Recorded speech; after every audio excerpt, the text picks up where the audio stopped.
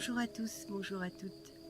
J'avais l'élan, avant de faire la vidéo sur l'estime de soi, de vous parler d'une notion qui est très importante en Gestalt et aussi pas qu'en Gestalt, je pense, dans la vie.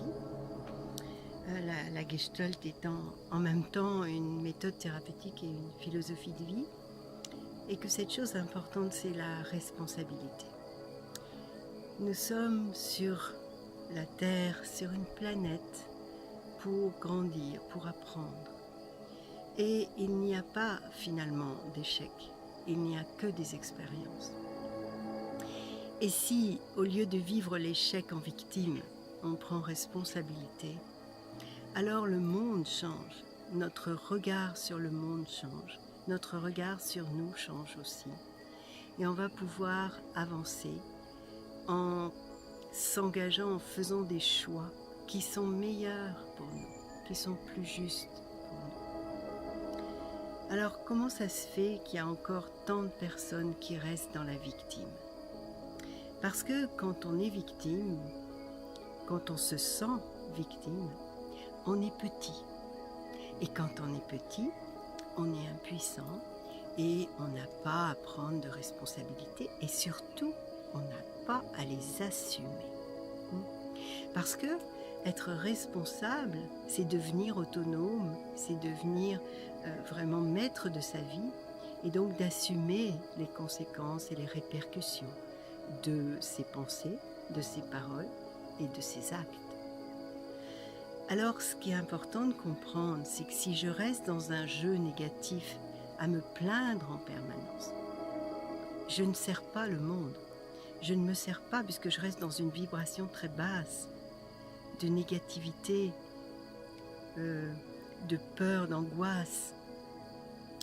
Mais au contraire, si je prends responsabilité, je vais bien sûr vivre ces sensations, ces émotions, mais je vais choisir d'aller les traverser, non pas en me baignant dedans, en étant empreinte de ces émotions jusqu'à ce qu'elles me perturbent complètement. Non, mais je vais les traverser pour les laisser passer à travers moi et me montrer le message qui est derrière, qui est un message d'amour finalement, de m'apprendre quels sont mes besoins. Et quand j'accepte de traverser ces émotions, qui sont des messagères, qui ne sont que mes amis, alors je vais écouter et entendre mes besoins. Et il est de ma seule responsabilité de nourrir ces besoins. Les autres ne sont pas là pour nourrir nos besoins. Alors je peux projeter sur les autres mon manque et quémander comme un mendiant qu'ils nourrissent mes besoins. Mais c'est pas son job. L'autre a assez de ses affaires à faire, de ses besoins à nourrir. Il a assez de ses difficultés. Et s'il fait pareil sur nous, on verra que c'est pas possible qu'on aille répondre à ses besoins. C'est pour ça que tant de couples ont des difficultés, c'est parce qu'ils attendent que l'autre comble leurs besoins. Et que ça, il faut comprendre juste que c'est un niveau de conscience d'immaturité. Donc et la maturité, évidemment, ça ne se décide pas, hein. C'est quelque chose qui arrive avec une conscientisation, avec des prises de conscience et aussi avec la responsabilité. C'est-à-dire la responsabilité, je vais faire le choix, au lieu de projeter ma colère sur l'autre, d'aller regarder ce qu'elle dit là en moi. Qu'est-ce qui manque en moi? Qu'est-ce qui n'est pas nourri? Et donc si j'apprends à le nourrir, je vais être pleine de ce que j'ai besoin. Et quand mes besoins les plus vitaux, les besoins dans tous les plans de conscience sont nourris, parce que je peux avoir des besoins physiques, des besoins éthériques, des besoins émotionnels, des besoins mentaux, des besoins spirituels. J'ai des besoins à tous les niveaux qui vont de la sécurité au besoin de contribuer. Donc, si je nourris ces besoins, si je m'occupe de moi, si je prends soin, prendre soin, c'est s'aimer, donc je vais m'aimer davantage. Je vais être pleine de moi, je vais être pleine de bien-être finalement.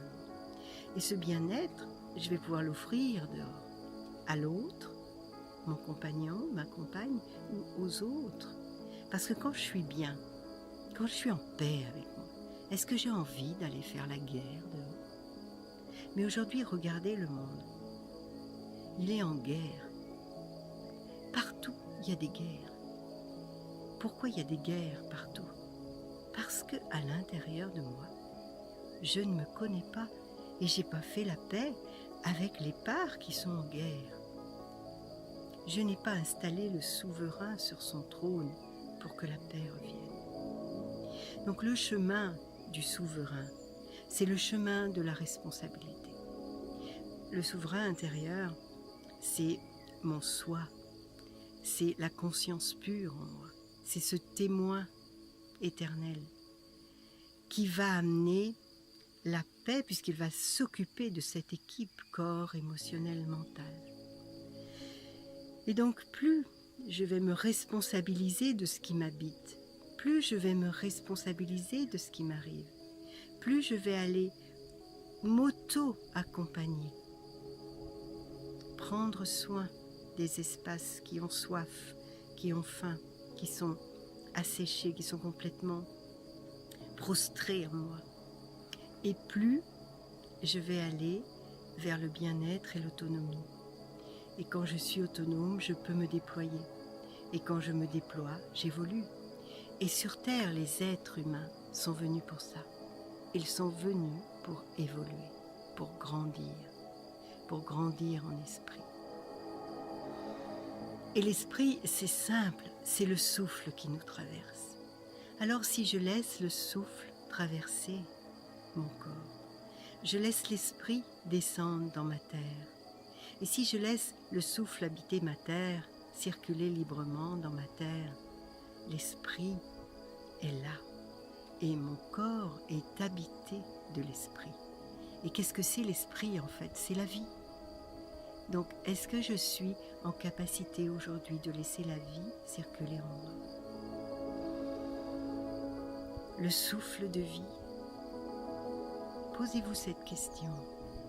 Ou alors, est-ce que tout mon mental est occupé avec des tergiversations de peur, de manque, d'angoisse, de ne pas y arriver demain quand le confinement sera défait?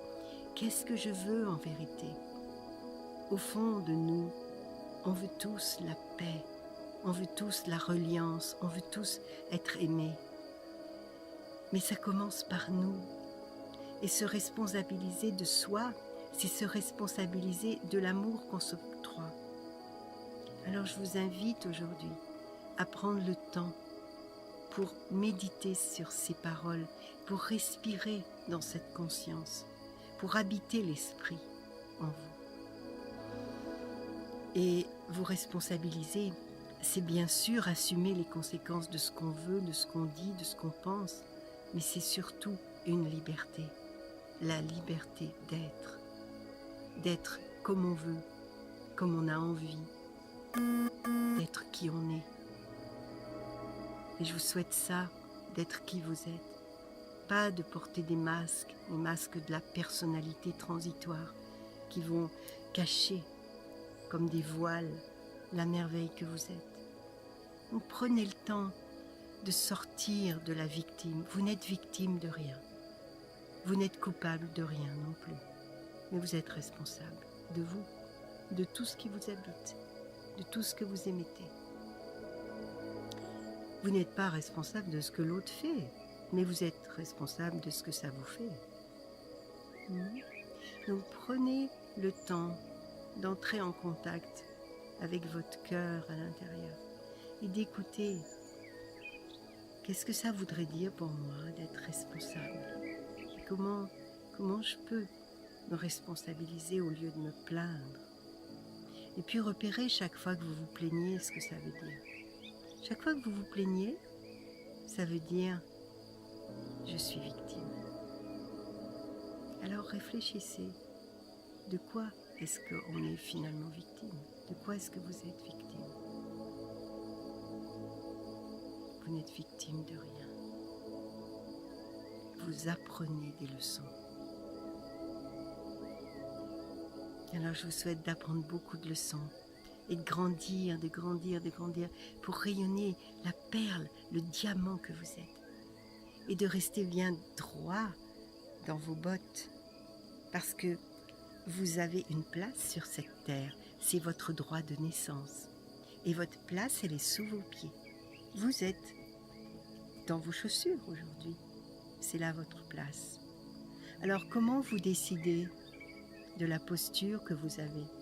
Est-ce que vous courbez l'échine sous le poids ou est-ce que vous vous redressez, digne, intègre, altère? Faites ce choix en conscience, une fois, et voyez l'impact dans le corps. Je suis digne